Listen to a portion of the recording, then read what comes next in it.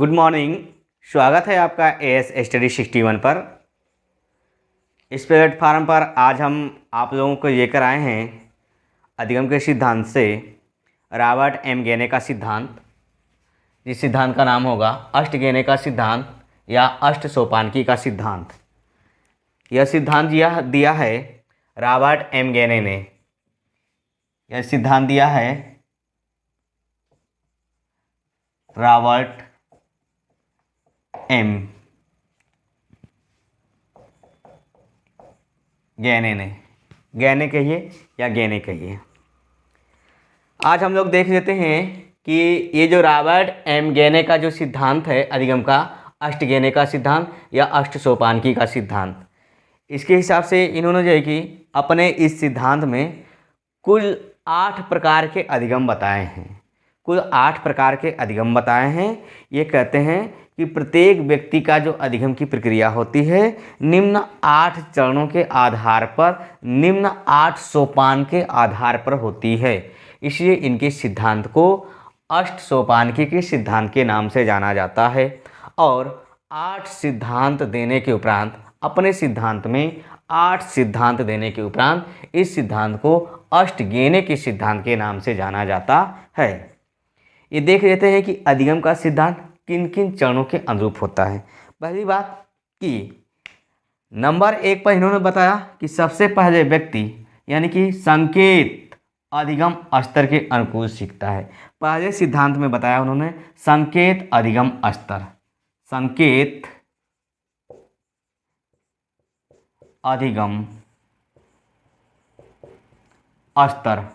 दूसरे नंबर पर इन्होंने बताया है उद्दीपक अनुक्रिया अधिगम स्तर। तीसरे नंबर पर बताया है श्रृंखलाबद्ध अधिगम स्तर। चौथे नंबर पर बताया है शाब्दिक अधिगम स्तर। 5वें नंबर पर बताया है बहु विभेदनात्मक अधिगम स्तर। बहु, यहाँ पर हो जाएगा बहु विभेदनात्मक अधिगम स्तर। यहाँ पर हो जाएगा संप्रत्यय अधिगम स्तर। और यहाँ पर हो जाएगा सिद्धांत या नियम का अधिगम स्तर। और यहाँ पर हो जाएगा समस्या समाधान अधिगम स्तर। इस तरह से कुल 8 अधिगम स्तर दिया है। उन्होंने कहा कि प्रत्येक स्तर एक क्रम के रूप में, मतलब प्रत्येक प्राणी जो अधिगम करता है तो अधिगम की प्रक्रिया एक क्रम के अनुरूप करता है, एक क्रम के अनुरूप करता है। यदि 1 नंबर के अधिगम कर लेता है, इस प्रकार का अधिगम कर लेता है, तभी वह दूसरे प्रकार के अधिगम करने में सक्षम होता है। बात को ध्यान से समझिएगा, जो व्याख्यान कर दी गई वही मेन इम्पॉर्टेंट है। ये बताते हैं कि यदि व्यक्ति संकेत अधिगम स्तर को कर लेता है तभी वो उद्दीपक अनुक्रिया के अधिगम को स्तर को कर पाएगा। यदि इसको कर लेता है तो फिर श्रृंखलाबद्ध अधिगम स्तर को कर पाएगा। यानी कहने का मतलब उनका ये था, रॉबर्ट एम गेने का, कि जो अधिगम की प्रक्रिया होती है वह अधिगम की प्रक्रिया निम्न से उच्च की ओर होती है। जो अधिगम की प्रक्रिया है वह निम्न से उच्च की ओर होती है, निम्न से उच्च की ओर होती है। कहते हैं जो अधिगम की प्रक्रिया है निम्न से उच्च की ओर होती है। एक बात। दूसरी बार ये कहते हैं कि अधिगम सरल से लेकर कठिन की ओर होता है। मतलब पहले प्राणी सरलता से सीखता है, इसके बाद धीरे धीरे कठिन स्तर को सीखता जाता है। यानी कि इनके अनुसार अधिगम जो है कि सरल से कठिन की ओर होता है, सरल से कठिन की ओर होता है, सरल से कठिन की ओर होता है। इसके बाद ये कहते हैं जो पहला अधिगम स्तर है, यानी कि जो संकेत अधिगम स्तर है, यह संकेत अधिगम स्तर सबसे निम्न स्तर होता है। यह संकेत अधिगम स्तर कौन सा अधिगम स्तर होता है? सबसे निम्न अधिगम स्तर संकेत अधिगम स्तर होता है। ध्यान से समझिएगा, निम्न स्तर। रॉबर्ट एम गेने में अधिगम सबसे निम्न स्तर का अधिगम कौन होता है? तो संकेत अधिगम स्तर होता है। इसके बाद रॉबर्ट एम गेने के सिद्धांत में सबसे उच्च स्तर का अधिगम कौन होता है? तो नंबर 8 यानी कि समस्या समाधान अधिगम स्तर सबसे उच्च अधिगम स्तर होता है। यानी कि यह जो है कि उच्च स्तर का अधिगम होता है। यह जो है कि उच्च स्तर का अधिगम होता है। सबसे उच्च अधिगम स्तर का अधिगम कौन सा होता है? तो समस्या समाधान अधिगम स्तर होता है। इसके बाद ये कहते हैं कि जो अधिगम 1 से लेकर 3 तक है, जो 1 से लेकर 3 तक है, तो यह अधिगम पशु और मानव दोनों करते हैं। यानी कि ये जो अधिगम स्तर है, संकेत अधिगम स्तर और उद्दीपक अनुक्रिया अधिगम स्तर और श्रृंखलाबद्ध अधिगम स्तर, यानी कि 1 से लेकर 3 तक का जो अधिगम है, यह अधिगम जो है कि पशु और मानव दोनों करते हैं। पशु और मानव दोनों करते हैं। यानी कि 1 से लेकर 3 तक के जो अधिगम हैं, पशु और मानव दोनों कर सकते हैं। इसके बाद जब पशु और मानव दोनों कर सकते हैं, तो इसका मतलब ये हुआ कि ख्याल रहे अधिगम के सिद्धांत में कि 1 से लेकर 3 तक का जो अधिगम है, 1 से लेकर 3 तक जो अधिगम है, किनके अनुसार है? व्यवहारवादियों के अनुसार है। यानी कि हम लिख सकते हैं कि 1 से लेकर 3 तक का अधिगम जो है कि व्यवहारवादियों के अनुसार होता है। व्यवहारवादियों के अनुसार होता है। व्यवहारवादियों के अनुसार होता है। इसके बाद जो अधिगम 4 से लेकर के 8 तक है, यानी कि शाब्दिक अधिगम स्तर, बहुविभेदनात्मक अधिगम स्तर, संप्रत्यय अधिगम स्तर, सिद्धांत या नियम अधिगम स्तर, समस्या समाधान स्तर, यह अधिगम स्तर केवल मानव कर सकते हैं। 4 से लेकर 8 तक का अधिगम केवल मानव कर सकते हैं। केवल मानव कर सकते हैं। मानव कर सकते हैं। इसका मतलब ये हुआ कि 4 से लेकर के 8 तक का अधिगम स्तर जब केवल मानव कर सकते हैं, अधिगम मानव कर सकते हैं, तो इसका मतलब यह अधिगम किन मनोवैज्ञानिकों के अनुसार है? संज्ञानवादियों के। यानी कि 4 से लेकर 8 तक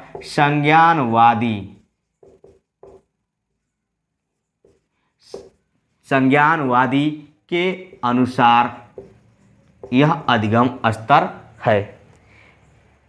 ध्यान रहे, पूछ सकता है कि रॉबर्ट एंड गेने के कितने ऐसे सिद्धांत हैं जो कि पशु और मानव दोनों कर सकते हैं? 3 सिद्धांत हैं। रॉबर्ट एंड गेने के अनुसार कितने ऐसे सिद्धांत हैं जो अधिगम केवल मानव कर सकते हैं? कितने सिद्धांत हैं? 1, 2, 3, 4 और 5।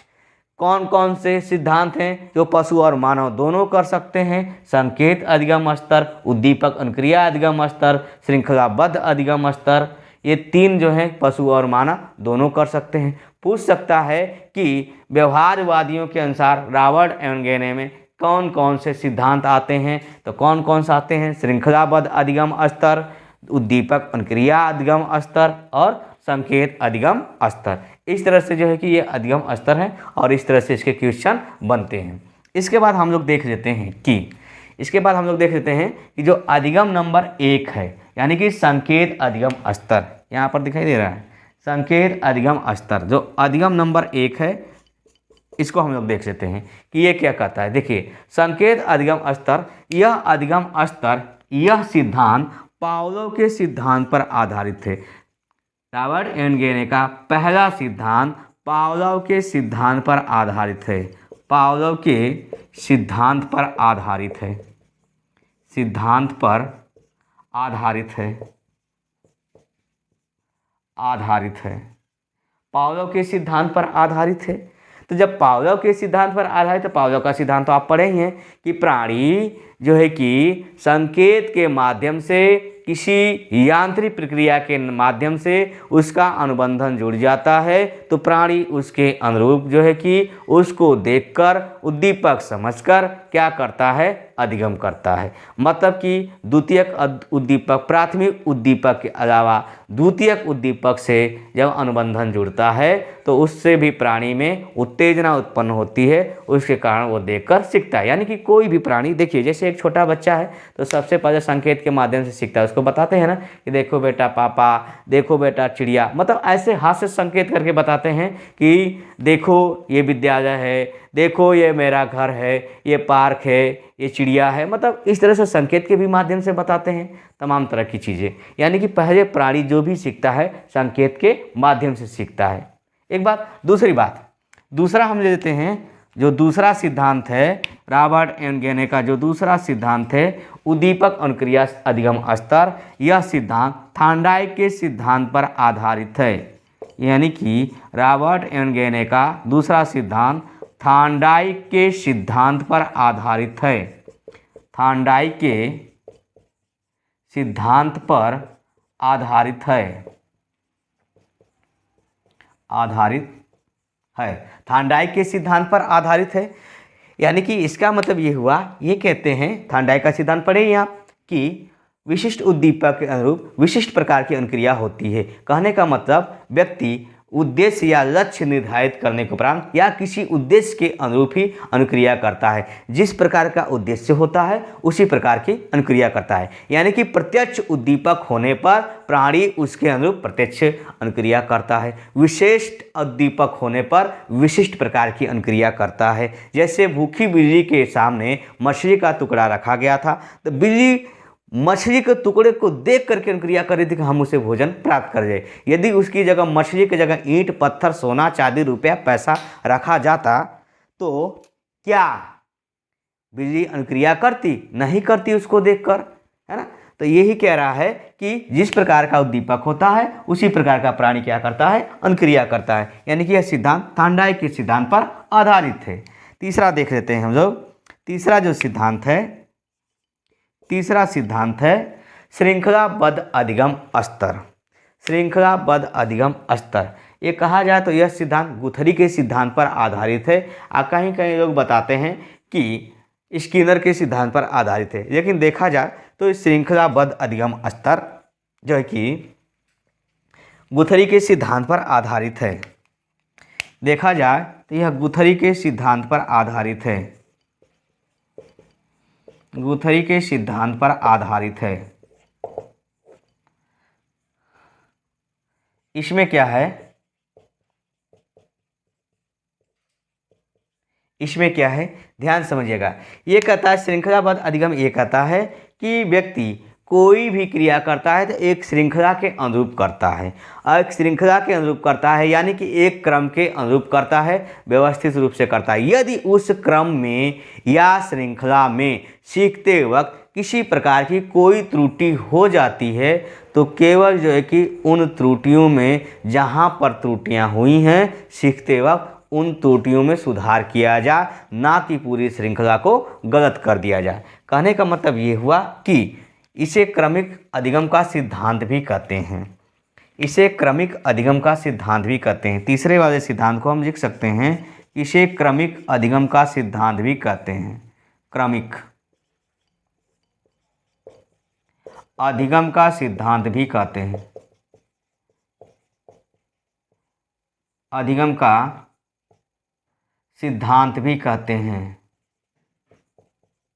क्रमिक अधिगम का सिद्धांत भी कहते हैं। देखिए श्रृंखलाबद्ध अधिगम का सिद्धांत क्या है, ये कहता है कि व्यक्ति एक क्रम से सीखता है, एक श्रृंखला से सीखता है। यदि उसके श्रृंखला में सीखते वक्त कहीं त्रुटि हो जाती है तो पूरी श्रृंखला को गलती नहीं करना चाहिए, जहाँ पर गलती हो वहीं सुधार करना चाहिए। सिंपल सी बात है, आप प्राइमरी स्कूल में जब विद्यालय गए होंगे तो पहले आपने क बनाना सीखा होगा, ख बनाना सीखा होगा, ग बनाना सीखा होगा, घ बनाना सीखा होगा, च बनाना सीखा होगा, अंगा बनाना सीखा होगा। त्रुटि हो गई। उसी तरह 1 2 3 4 5 7 ऐसे बनाना सीखा होगा। उसी तरह A B C D E F ऐसे बनाना सीखा होगा। अब ये कहता है कि ये चीज़ें तो आप क्रम से सीख रहे हैं, लेकिन इस क्रम से सीखी गई चीज़ों में जहाँ पर गलती हो, जैसे क ख ग घ इसके बाद अंग आएगा, फिर च आएगा। तो जहाँ पर गलती हो वहीं पर सुधार करनी चाहिए, ना कि पूरी श्रृंखला को गलत कर देना चाहिए। जैसे 1 2 3 4 5 यहाँ पर 6 गलती, यहाँ पर 6 होना चाहिए, तो सुधार करना कहाँ चाहिए, यहाँ पर। यहाँ पर ए बी सी गलती कहाँ पर हुई है, यहाँ पर हुई है, सुधार यहाँ पर करना चाहिए, डी ई एफ। यानी कि इससे यदि हम पूरी श्रृंखला को, कोई बालक इस तरह से सीख रहा है और यदि हम पूरी श्रृंखला को गलत कर देंगे तो क्या वह बालक समझ पाएगा कि हमारी गलती कहाँ हुई है, नहीं समझ पाएगा। इसीलिए यह सिद्धांत कहता है कि श्रृंखलाबद्ध या क्रम से सीखने की प्रक्रिया में जहाँ पर गलती हो वहीं पर सुधार किया जाए, तो बालक यह समझ जाएगा कि पूरी श्रृंखला सही है, बस गलती कहाँ हुई है, यहाँ पर हुई है, इसे सुधार किया जाए। ध्यान रहे सीटेट में इसका क्वेश्चन पूछ रखा था। मैं आपको ख्याल पकड़ाता हूँ कि पूछ रखा था कि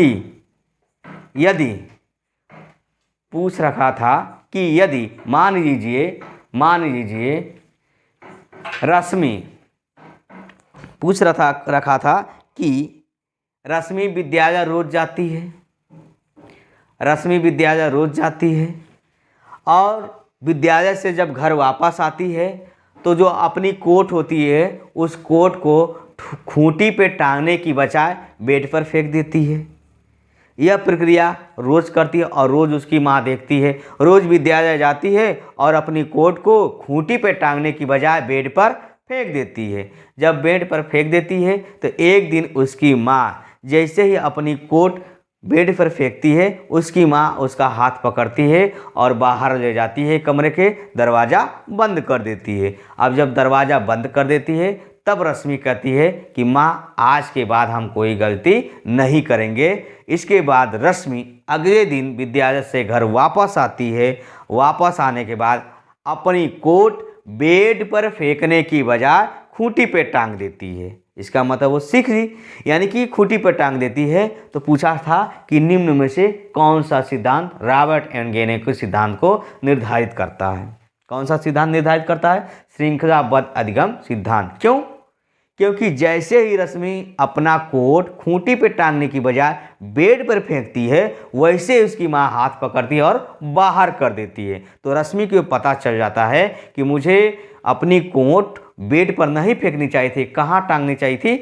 खूंटी पर। तो इसीलिए अगले दिन से वहीं पर रश्मि सीख जाती है कि अब हमें जो है कि बेड पर नहीं फेंकना है, कोट को खूंटी पे टांगना है। यानी कि जहाँ पर गलती हुई तुरंत वहीं पर क्या किया जा? सुधार किया जा। यह कौन सा सिद्धांत काम करता है? रॉबर्ट एम गेने का सिद्धांत, श्रृंखलाबद्ध अधिगम का सिद्धांत। उम्मीद है आप समझ पाए होंगे, इसलिए इसे कहते हैं क्रमिक अधिगम का सिद्धांत। बस समझते चलिएगा।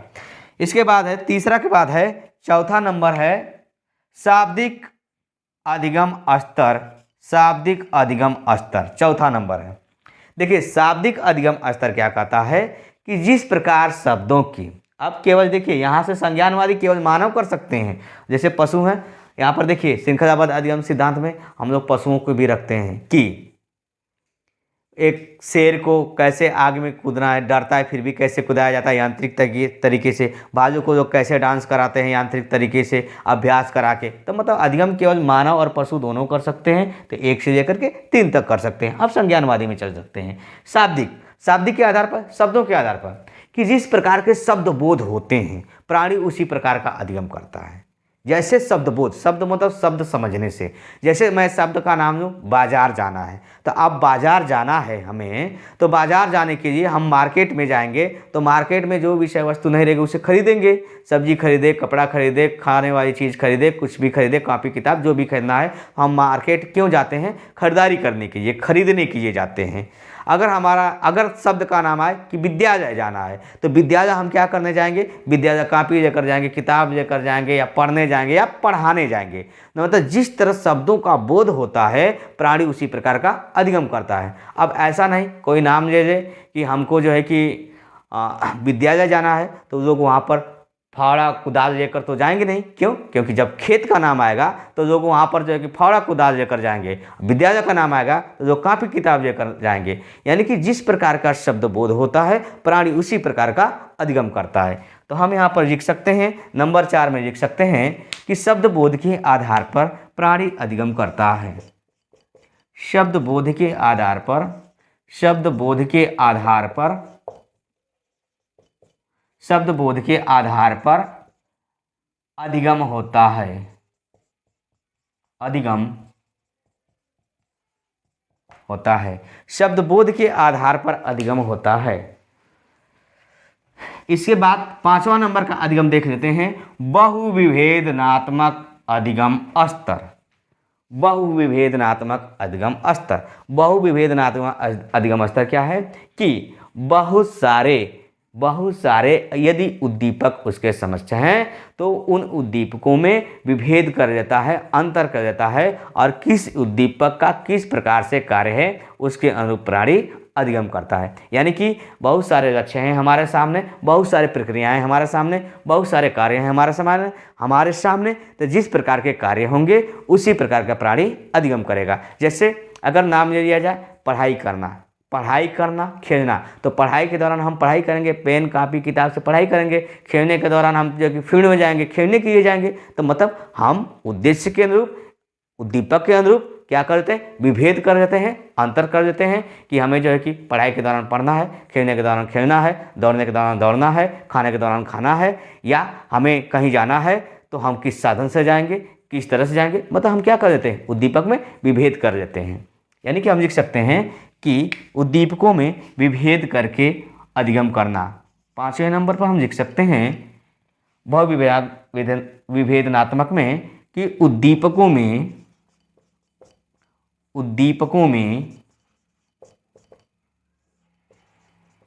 विभेद करके सीखना। विभेद करके सीखना का मतलब अंतर करके सीखना, विभेद करके सीखना या अधिगम करना।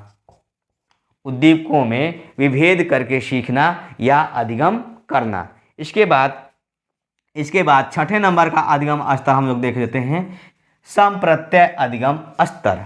संप्रत्यय का मतलब होता है कॉन्सेप्ट, इमेज। वो इमेज हमारे मस्तिष्क में बनते हैं, यानी कि जिस प्रकार के इमेज या फिगर या संप्रत्यय हमारे मस्तिष्क में बनते हैं, हम उसी प्रकार के प्राणी क्या करता है, अधिगम करता है। जैसे यदि किसी अध्यापक का नाम ले लीजिए, गणित वाले सर, आपको गणित वाले सर बुलाए हैं तो हमारे दिमाग में संप्रत्यय बन जाएगा, गणित वाले सर क्या करेंगे, गणित पढ़ाएंगे, कैलकुलेशन संबंधित चीज़ें पढ़ाएंगे।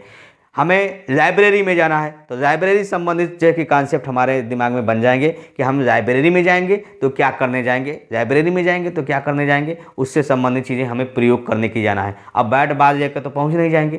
देखिए चीज़ें जुड़ा हुआ है, सभी अधिगम की प्रक्रिया एक जगह जुड़ी है। जैसे हम शब्द का भी प्रयोग कर रहे हैं, उद्दीपक का भी प्रयोग कर रहे हैं उसमें, और यहाँ पर संप्रत्यय का भी प्रयोग कर रहे हैं, मतलब चीज़ें एक स्तर से सभी अधिगम से जुड़ी हुई हैं। बस थोड़ी से अंतर पड़ जाते हैं कि जिस प्रकार के संप्रत्यय अब मस्तिष्क में बन जाते हैं वैसे कार्य करते हैं। जैसे हम कहते हैं कि हमें जो है कि दिल्ली जाना है, तो हम दिल्ली जाने के लिए हमारे मस्तिष्क में संप्रत्यय बन जाएगा कि हम यहाँ से उत्तर प्रदेश या गाजीपुर से दिल्ली कैसे जाएंगे, साइकिल से जाएंगे, कैसे जाएंगे, इमेज बन जाएगा कि कैसे जाएंगे, ट्रेन से जाना है, एरोप्लेन से जाना है, कैसे जाना है, 4 व्हीलर से जाना है, कैसे जाना है, कितना हमारे पास समय है, और अभी कितना दूर जाना है, दिल्ली जाना है, दिमाग में बन गया, कैसे क्या करना है, मतलब ये चीज़ें हो जाती हैं। यानी कि जिस प्रकार के संप्रत्यय या इमेज या चित्र बन जाते हैं मस्तिष्क में, उसी प्रकार के प्राणी अधिगम करता है। जैसे व्यक्ति से कह दिया जाए कि कमरे में, वहाँ बगल वाले कमरे में गणित की कॉपी रखी है, लेकर आओ, बगल वाले कमरे में मोबाइल रखी है, लेकर आओ,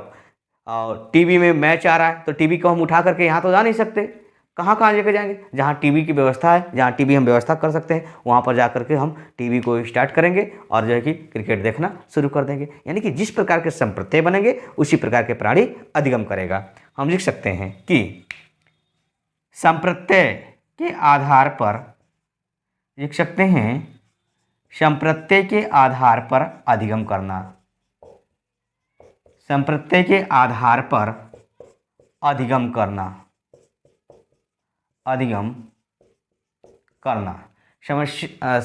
संप्रत्यय के आधार पर अधिगम करना। इसके बाद अधिगम नंबर 7 देख लेते हैं। अधिगम नंबर 7 क्या है,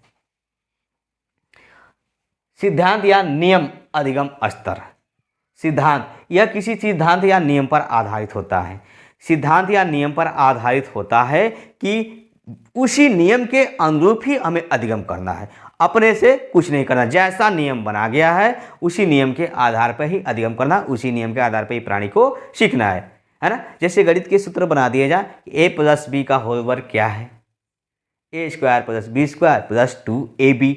किसी मैथ को यदि इस पर हल करना है तो 5 प्लस 3 का होल वर्क करना होगा, तो इसी नियम के आधार पर ही हम करते हैं। यानी कि जो नियम बना दिए जाते हैं उसी नियम के आधार पर जो है कि हमको क्या करने होते हैं, अधिगम करने होते हैं। जैसे न्यूटन का ये नियम कहता है कि ऊपर से फेंकी गई हर वस्तु नीचे आती है तो गुरुत्वाकर्षण के आधार पर, यानी गुरुत्वाकर्षण शक्ति के आधार पर आती है। तो ये नियम है कि हर फेंकी गई वस्तु ऊपर व नीचे आएगी, तो किसके प्रभाव से आएगी, गुरुत्वाकर्षण के। यदि यह कह दिया जाए कि 11.2 किलोमीटर प्रति सेकेंड के हिसाब से यदि किसी वस्तु को ऊपर फेंक दिया जाए तो वह वस्तु ऊपर पलायन कर जाएगी, यह क्या है, नियम है। तो मतलब जो नियम है सो नियम है, उसी नियम के आधार पर ही प्राणी क्या करता है, अधिगम करता है, उस नियम में कोई बदलाव नहीं करता।